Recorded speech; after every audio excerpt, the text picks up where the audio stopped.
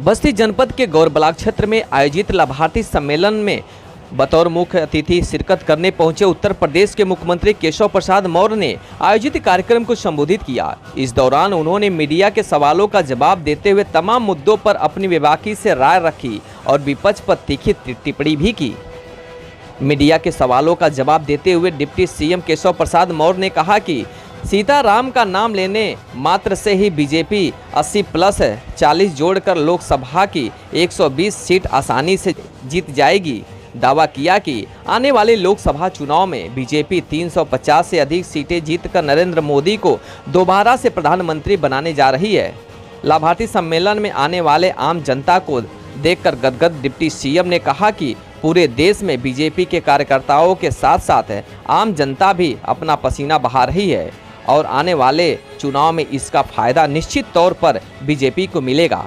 वहीं सपा सुप्रीमो अखिलेश यादव के द्वारा महागठबंधन की तर्ज पर पीडीए बनाने के सवाल पर तीखी टिप्पणी करते हुए कहा कि पहले तो आप लोग को मैं बता दूं, अखिलेश के पीडीएफ का मतलब समझाता हूं। पीडीएफ का मतलब बताते हुए केशव प्रसाद मौर्य ने कहा कि पी का मतलब परिवारवाद, डी का मतलब दंगा और ए का मतलब अपराधियों का संग। देश में 80, एक बार हम सीताराम बोलेंगे तो 40 और 80 मिलाकर के 120 हो जाता है। देश में 350 से अधिक सांसदों के साथ माननीय नरेंद्र मोदी जी के नेतृत्व में कमल का फूल खिला करके देने के लिए देश की जनता तैयार है। और मैं कई राज्यों में जाता हूं, मैं चारों तरफ एक बात ही देख रहा हूं, किसी के मन में माननीय प्रधानमंत्री नरेंद्र मोदी जी को लेकर के कोई दूसरा विकल्प उनके सामने उनको दिखाई नहीं दे रहा। इसलिए 9 वर्ष सरकार के पूरे होने पर लोकसभा क्षेत्र बस्ती में हमारे सांसद हरीश जी, हमारे प्रभारी मंत्री जी, हमारे खन्ना जी, कई सब वरिष्ठ नेतागण आए, आपने सबको सुना है। सबके साथ हर लोकसभा में इस प्रकार की जनसभाओं का इस भीषण गर्मी में इतनी भारी संख्या में लोगों का आना यह दर्शाता है कि कार्यकर्ता तो अपना पसीना बहा ही रहा है, लेकिन जनता भी मोदी जी के लिए अपना पसीना बहा रही है। सपा गुंडों की पार्टी, भारतीय जनता पार्टी गरीबों की पार्टी। सर अखिलेश जी ने कहा कि मैं एनडीए की तर्ज पर पीडीए बना रहा हूँ। सर अखिलेश जी ने कहा एक सवाल कर रहे हैं। अखिलेश जी ने कहा सर कि मैं एनडीए के तर्ज पर पीडीए बना रहा हूँ और उस पीडीए मैं बता दे रहा हूँ, पीडीए का मतलब पी फार परिवारवाद, डी फार दंगा, ठीक है, और ए फार अपराधियों का संग।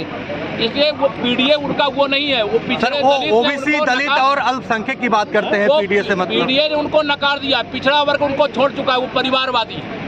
और दलित तो उनको कभी देख नहीं सकता क्योंकि सत्ता में रहते हुए उन्होंने दमन किया है और मुस्लिम तुष्टीकरण की राजनीति करके उन्होंने केवल बांटो और राज करो का काम किया है। अब उनको भी समझ में आ रहा है सबका साथ सबका विकास। कानून पे आप भी फेल हैं, लगातार जो है कोर्ट में गोलियां चल रही हैं, अब तो कोर्ट के रूम में गोली चल रही है, तो फिर कैसे आप कह रहे हैं? गोली चल रही है, उसकी जांच हो रही है, जो अपराधी वो पकड़ लिए गए हैं, जांच करके उसके पीछे कौन है पता करेंगे और उसके खिलाफ कार्रवाई करेंगे। मंत्री जी शिवपाल यादव ने ट्यूबवेल बंद है, ट्यूबवेल में बिजली नहीं है, नहरों में पानी नहीं है और सफाई में नहीं है क्या? बाकी चीज कहा नहीं, सफाई में नहीं, बस्ती में नहीं। सर क्या कुछ रीजन है? मुस्लिम समाज कर रहा है। श्री राम जन्मभूमि मंदिर निर्माण का भी बहुत लोग विरोध करते थे, लेकिन हमारे 3 मुद्दे थे। जम्मू कश्मीर से धारा 370, अयोध्या में श्री राम की जन्मभूमि मंदिर का निर्माण और सामान्य नागरिक संहिता, हम तीनों विषय में आगे बढ़ रहे हैं। सर क्या कुछ रीजन है कि आप लोग मणिपुर हिंसा को नहीं? कौन है भाई? प्रेस वार्ता नहीं यार, एक तो सवाल पूछ रहे हो। सर क्या कुछ रीजन है?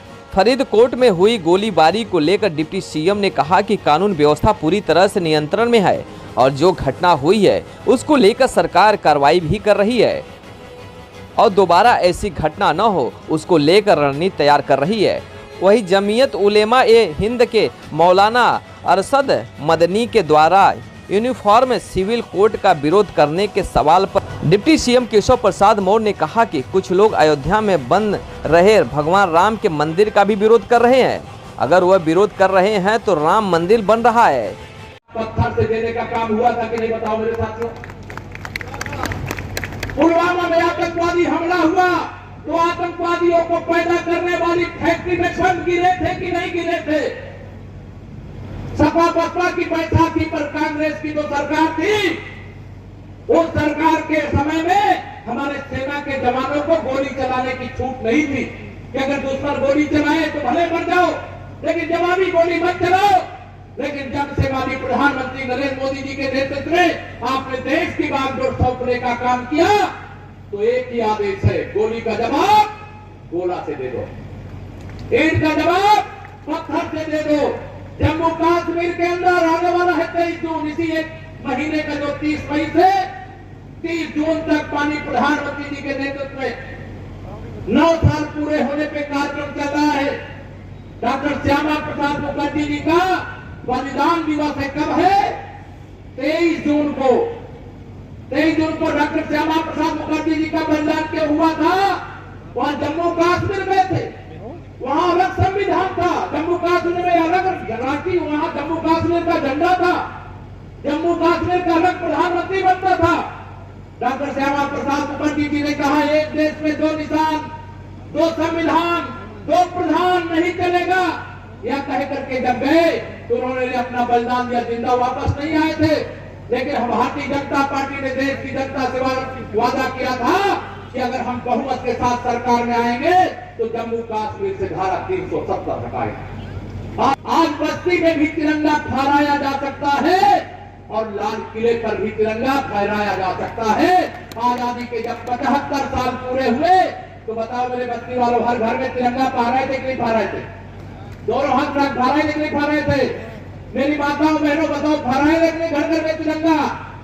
जम्मू कश्मीर में भी हर घर में तिरंगा फहराने का काम माननीय नरेंद्र मोदी जी के नेतृत्व में सरकार बनने के बाद, धारा 370 हटने के बाद वहां पर हुआ। मैं बधाई देता हूं आदरणीय प्रधानमंत्री जी के अगुवाई में जब सरकार बनी तो अयोध्या में रामलला का भी भव्य मंदिर बन गया, बाबा विश्वनाथ का धाम बन गया। अभी कुछ हिस्सा विवाद में है, मुकदमा चल रहा है। मेरा विश्वास है बाबा विश्वनाथ की काशी में डमरू भी बजेगा मेरे मित्रों, और भगवान श्री कृष्ण की जन्मभूमि पर बांसुरी भी बजेगी। यह भरोसा रखना, वह भी दिन दूर नहीं है। समान नागरिक संहिता का भी लोग विरोध करते रहेंगे और यह लागू कर दिया जाएगा। ब्यूरो रिपोर्ट, भारत न्यूज, बस्ती। आप देख रहे हैं भारत न्यूज, हर खबर आप तक।